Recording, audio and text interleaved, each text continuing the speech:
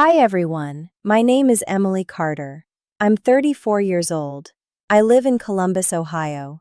And I want to say right at the start that I am not a dramatic person. I don't post family drama online. I don't cut people off over small things. I was raised to be the quiet one, the peacekeeper, the one who shows up no matter what, who smooths things over, who absorbs whatever gets thrown at her and just keeps going. For 34 years, that is exactly who I was. And then my 8-year-old daughter was lying in a hospital bed waiting for emergency spinal surgery, and I was sitting completely alone in that waiting room, watching a live Instagram story of my parents dancing at my brother's destination wedding in Savannah, Georgia. That was the moment something in me permanently changed. Not just for me, for all of us. But they didn't know that yet. I'm sharing this because I know there are people right now sitting in their own version of that waiting room. Alone. Wondering if they imagined all of it, wondering why the people who were supposed to love them the most keep treating them like the least important person in every room. This one is for you. Let me tell you about my family. My parents, Robert and Patricia Carter, are the kind of people who look perfect from the outside. My dad is a retired high school principal. My mom taught Sunday school for 20 years. Married 41 years. Christmas card photo every year. From the outside, we looked like the ideal American family. From the inside, it was a very different story. My brother Marcus is 3 years younger than me. And from the moment he was born, the rules changed completely. When I was 12 and Marcus was 9, I got a B- on a science test. My mom gave me a 30-minute lecture about wasted potential. I cried. I studied harder. I never got a B- again. That same year, Marcus failed an entire math class. Summer school. My parents took him to Cedar Point as a reward for having a tough year. I could not make that up. By high school, I had fully understood the dynamic. I was the responsible one, the one who handled things. Marcus was the sensitive one, the creative one, the one who needed protecting from consequences. My parents never said any of this out loud. They never had to. It was in every decision they ever made. I earned a scholarship to college and paid back my parents' portion myself after graduation. When Marcus decided on film school in Los Angeles 3 years later, they paid for everything. Tuition, apartment, car, spending money. I told myself it didn't matter. I was independent. I had built something on my own. And then I had Lily. Lily was born when I was 26. Her dad made it clear within 8 months that fatherhood wasn't for him. He pays child support. That is the full extent of his relevance to our lives. Lily and I built everything else on our own. And our life is genuinely good. I have been promoted twice. We have a small, comfortable house. And Lily, I know every parent says this, but I need you to understand, she is extraordinary. Funny and fearless, she reads constantly. She has this way of looking at the world that makes everything feel more alive. She has been my reason for everything for 8 years. My parents love Lily. I believe that. Grandparent love is simpler than parent love, and theirs for her was always more uncomplicated than their feelings about me. They took her for weekends, came to school performances. My mom taught her the family biscuit recipe. Those were real moments and I hold them. But Lily was never the priority that Marcus was.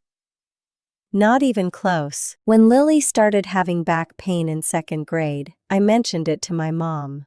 She said, "Oh, kids get growing pains, Emily. Don't be so anxious." When I took Lily to a specialist and they referred us on, I told my dad.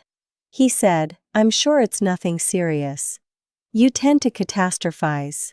I stood in my kitchen after that call and stared at the wall. You tend to catastrophize.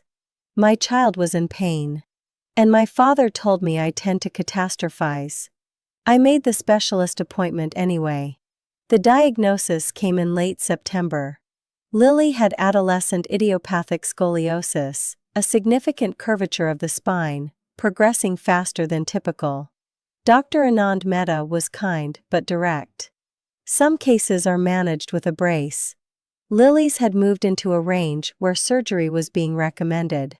Not immediately, but soon. He wanted a follow-up scan in 6 weeks, and if the curve had continued progressing, we were scheduling surgery. I sat in that office and held Lily's hand and kept my voice completely level because she was 8 and sitting right there, and I was not going to let her see me afraid. I cried alone in the parking garage for 20 minutes after. Then I called my mother. She picked up on the second ring. Before I could get 2 full sentences out about the doctor, she interrupted me to ask whether I had heard that Marcus had just gotten engaged. Just gotten engaged. I said, "Mom, can you please listen to what I'm telling you? This is about Lily." She said, of course, but Emily, he proposed at the top of the Space Needle. Isn't that the most romantic thing? Patricia is just the sweetest girl." I said, "Mom, Lily might need spinal surgery." Brief silence. "Well, let's not panic until we know for sure. Did you hear about the Space Needle? I want you to understand that this, right here, standing in my kitchen, was the moment where something inside me quietly decided it was done.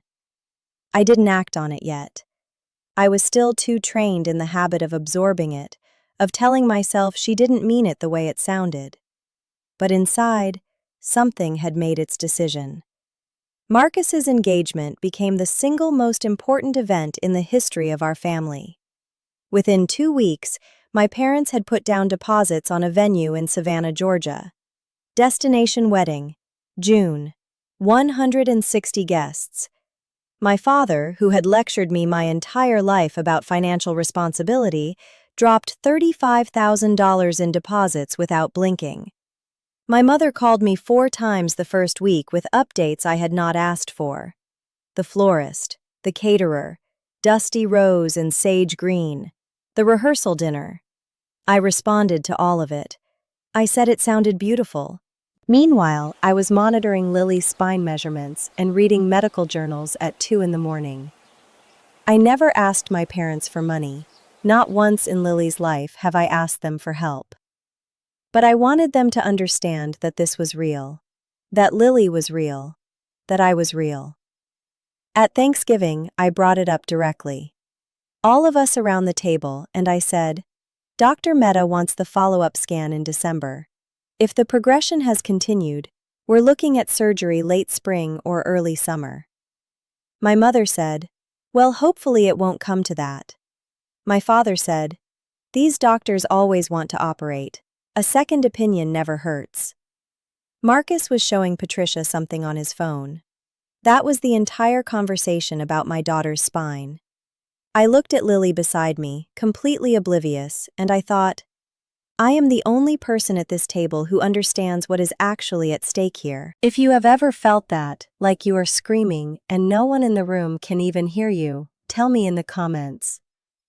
Because that night I felt it so deeply, I still think about it. December's scan confirmed it. The curve had progressed. Dr. Mehta wanted to schedule surgery for May. The good news, excellent outcomes at this stage. Lily was young and healthy, he was optimistic. But we needed to move. I called my mother the same afternoon. Before I could finish explaining, she said, "May? But Emily, the wedding is in June. We're flying to Savannah on the 21st. I know the wedding is in June. The surgery would be before it." She exhaled. "When in May?" I told her the range. Roughly the 15th through the 30th. That should be fine. We'd have plenty of time to get to Savannah after. I said, "Mom, I'm going to need help during the recovery. Someone with me at the hospital and help at home for at least the first week." She said, "Of course. Of course we'll be there." She sounded completely sincere. God help me, I believed her. The confirmed surgical date came in April, May 22nd. I called my mother immediately. She answered and I said, "Mom, the surgery is confirmed, May 22nd. Long pause. Oh, Emily. The way she said it. Before she even finished the sentence, my stomach dropped. That's the day of the rehearsal dinner, I said very carefully. I know the rehearsal dinner is on the 22nd, but Mom, Lily's surgery is on the 22nd. Another pause. Can you ask them to move it? I need you to sit with that. My mother asked me to request that the surgical team reschedule my 8-year-old's spinal surgery because of a rehearsal dinner. I said, "No, I cannot ask them to move it." She said, "I'm sure if you explained the situation." "The situation," I said, and I heard my voice go very flat, "is that my daughter needs surgery. I know that, and I'm not saying it isn't important. But?" Silence. "Your father and I have already committed. The flights, the hotel. Marcus is counting on us," I said, "and Lily is counting on me. You'll be there with her, you're her mother." And there it was. As if I was simply asking permission to attend my daughter's surgery. As if that was the concern here. I said, "I need someone with me, Mom. I cannot sit in that waiting room alone for 6 hours." She said, "What about your friend Dana? Couldn't Dana come?" I stood there in silence. I said, "I'll figure it out." I hung up. I want to be fair. My parents had spent real money. The wedding was weeks away. Canceling would have had real consequences. I understand all of that. But I know with complete certainty that if Marcus had been facing a crisis on the day of some commitment of mine, they would have canceled without 1 second of thought. I know that because that is who they have always been when it comes to him. The issue was not the logistics. The issue was the choice. And the fact that for them, it was not even a difficult one. Dana rearranged her entire work schedule to be at that hospital with me. Dana, my best friend of 12 years, not related to Lily by blood or law, with zero obligation, sat in that waiting room for 6 hours. She held my hand. She brought terrible vending machine coffee. She was exactly who I needed. Not my parents. Dana. The night before surgery, I lay in bed with Lily, and we read 3 chapters of her favorite book. When she fell asleep, I allowed myself 5 minutes alone in the bathroom, completely falling apart. And then I washed my face, went back, and sat in the chair beside her bed, and watched her breathe until morning. Nobody called that night.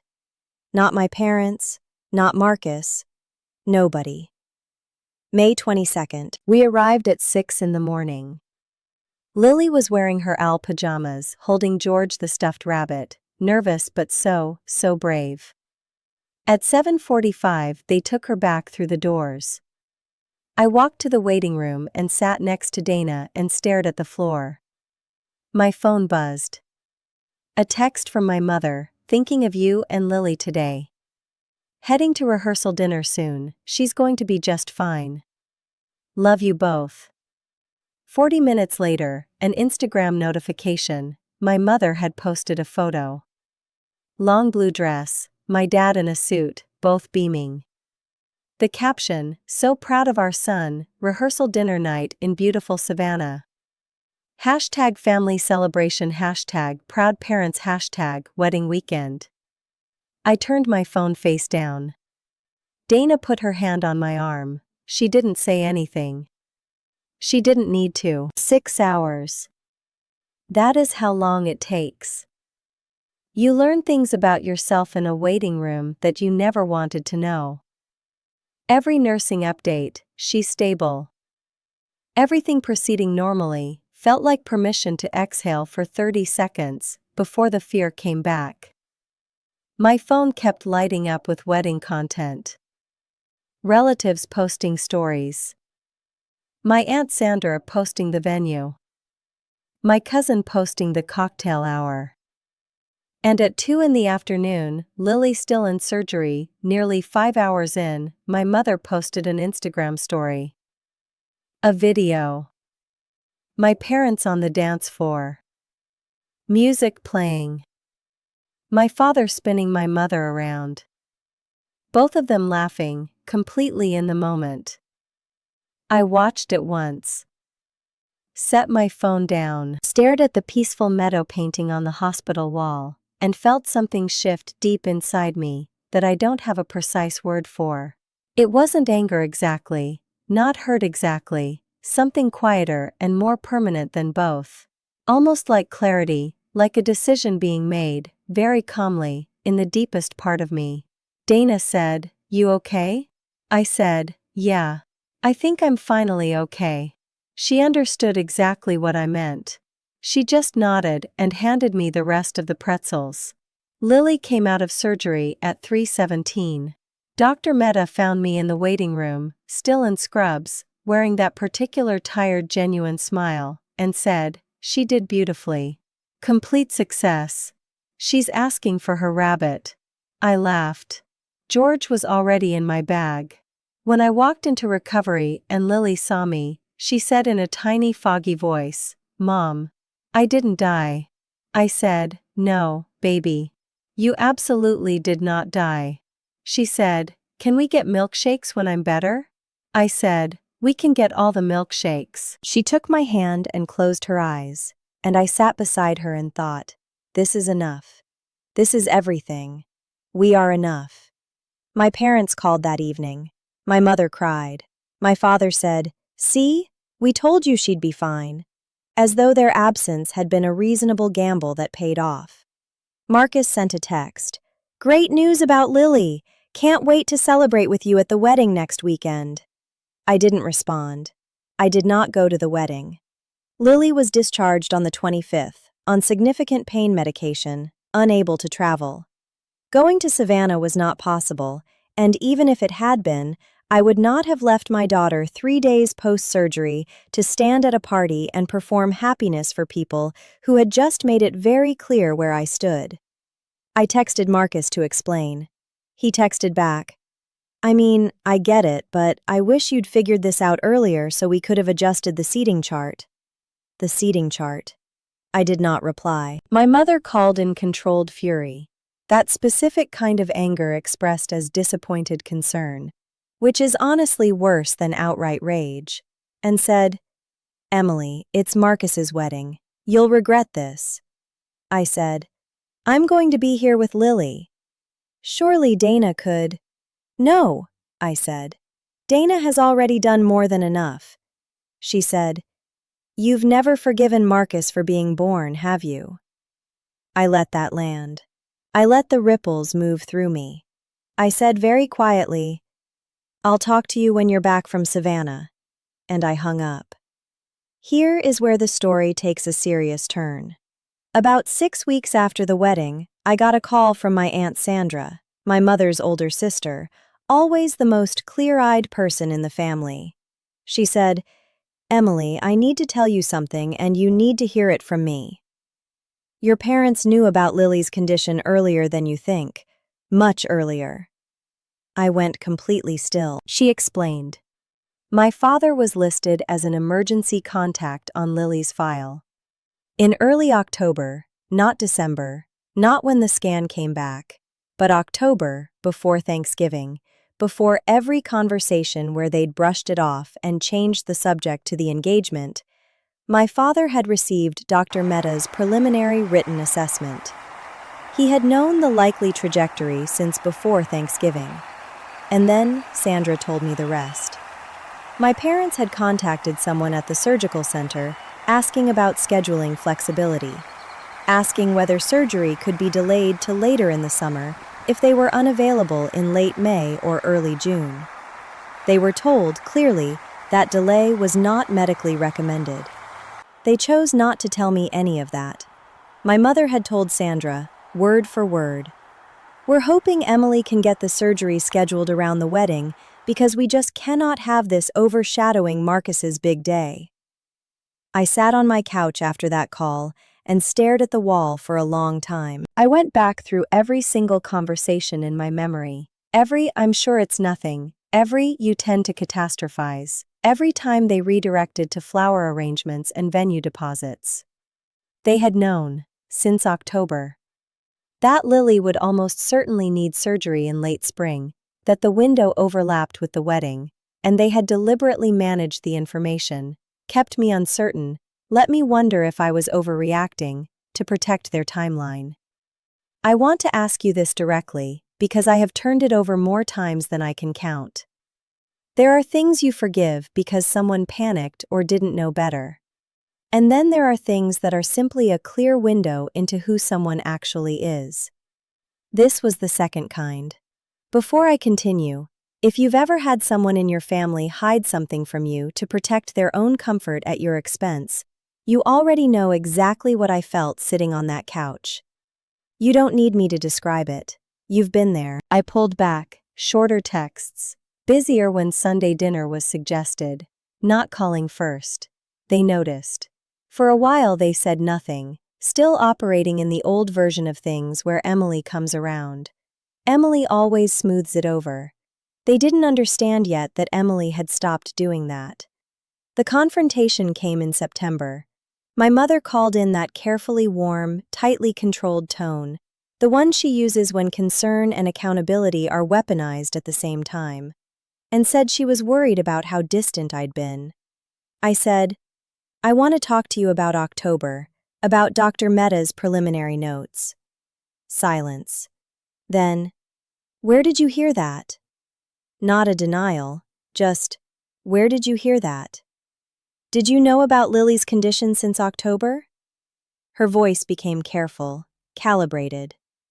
"Your father received something from the hospital, but we weren't sure what it meant." "Mom." "Emily. Did you contact the surgical center about delaying the surgery because of the wedding?" Long silence. And then, in a voice I had never heard from her, smaller, caught, she said, "We didn't want it to ruin everything." I said, "I know. Marcus had worked so hard." "I know," I said again very quietly. And I sat in that waiting room alone for 6 hours. Dana was there. Not you. Not Dad. Not Marcus. Dana. While you were posting photos of the rehearsal dinner on Instagram. She started to cry. I let her. Then I said, "I'm not calling to fight, but I need you to know that I'm done pretending things are normal when they're not. I am done performing this version of our family. I'm going to take some time, possibly a lot of time, to figure out what I actually want this relationship to look like." She asked if I could forgive them. I said, "I think forgiveness is something I'm working on. For me, not for you. Because carrying this is heavy, and I don't want to carry it forever. But forgiveness doesn't mean we go back to how things were." She cried a little more. I said goodbye and hung up. And for the first time in my life, I ended a conversation with her without having softened anything. The months that followed were difficult.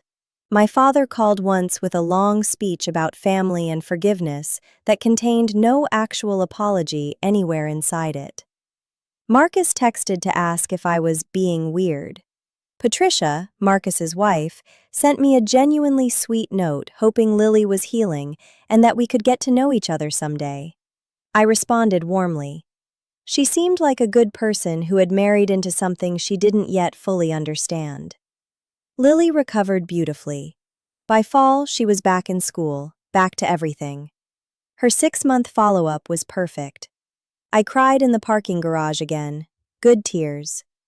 Then, about 10 months after the wedding, things started falling apart for my family. It started with Marcus. The film career my parents had funded for years had never quite materialized. He and Patricia had been living on her income, my parents' quiet supplements and mounting credit. Patricia called me in March. We had started talking occasionally by then, and said, "Emily, did you know your parents have been giving Marcus money? Significant amounts?" I said, "I suspected, not the specifics." $80,000, over 4 years. He never told me." Her voice broke. I closed my eyes. She had found bank statements. My parents had been sending money for years, all hidden from Patricia. Patricia left Marcus 3 months later. They separated in June, almost exactly 1 year after their Savannah wedding.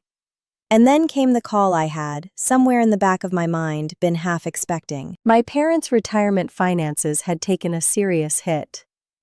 Years of supplementing Marcus, $35,000 in wedding deposits, poor investment decisions.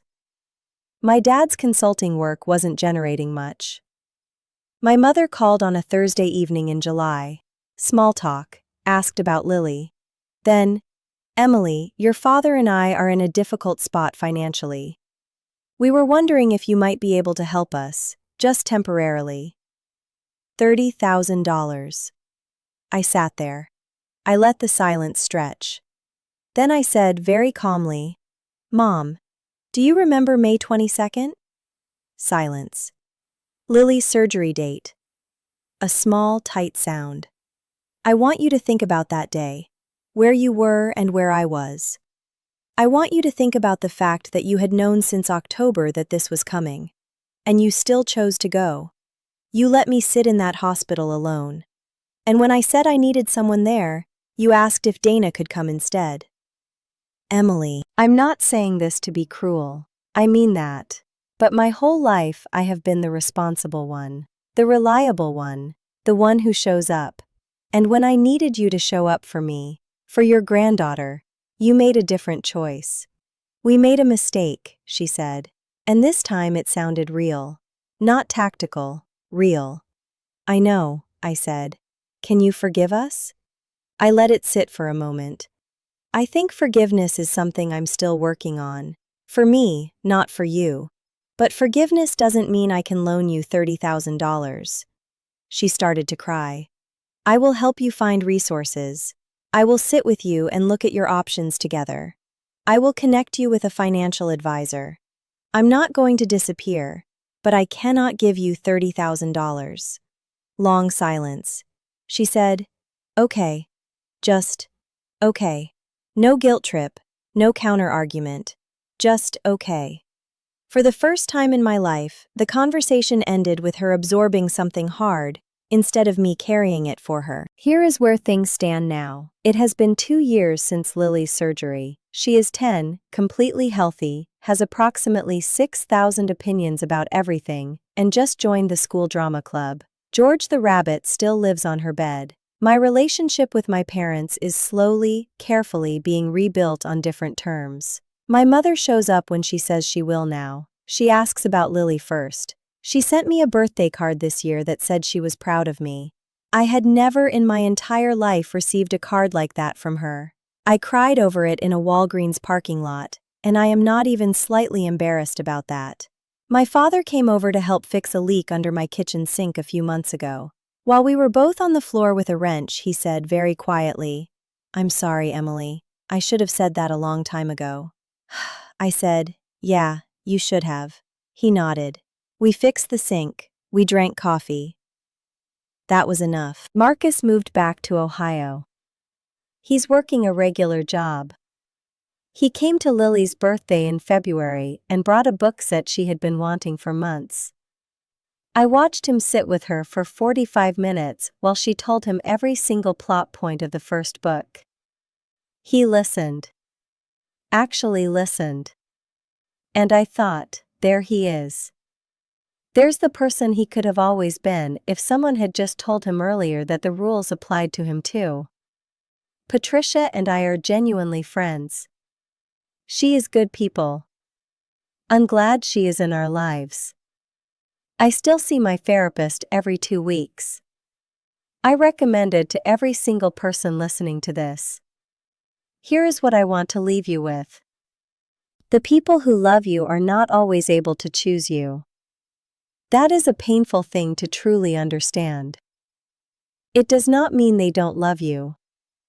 It means their love has limits and conditions and internal hierarchies they may not even be fully aware of themselves. You can love someone and still not choose them when the cost feels too high. But here is the other side of that. you are allowed to grieve it fully, without minimizing it or making excuses on their behalf so everyone else stays comfortable. And you are absolutely allowed to change the terms. Not dramatically. Not out of revenge. Just quietly, firmly, from the deepest and most honest part of yourself. You are allowed to decide that you are no longer going to be the one who absorbs everything. The one who smooths it all over. The one who makes the family comfortable at the cost of herself, year after year, and calls it love. I sat alone in that waiting room for 6 hours. I came out the other side different. Lily came out of surgery and looked at me with those half-open, anesthesia-hazy eyes and said, "Mom, I didn't die." Neither did I, baby. Neither did I. If this story hit close to home, I want to hear from you in the comments. Tell me if you have ever been the last priority in your family. Tell me what you did. Tell me if you are still in the middle of figuring it out, because some of you are sitting in that waiting room right now, emotionally, if not literally, and I want you to know that you are seen. If you're new here, welcome. Subscribe if this kind of storytelling speaks to you. There are more stories here, and every single one matters. Take care of yourselves. Take care of the people who actually show up for you. Those are your people. Hold on to them. Good night.